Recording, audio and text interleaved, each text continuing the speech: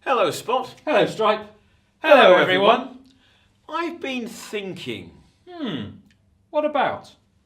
would it be good if animals could talk? I think it would be a good thing, because then you could talk to your pets instead of just stroking them. But what if your pets told you that they didn't want to live with you anymore? And anyway, I like eating bacon, which comes from pigs. And if a pig told me it didn't want me eating it, I wouldn't be able to eat bacon anymore. But if a pig did tell you it didn't want to turn into bacon, maybe you should listen to it and not eat it in the first place. What do you think? Would it be good if animals could talk? Or is it better that they don't?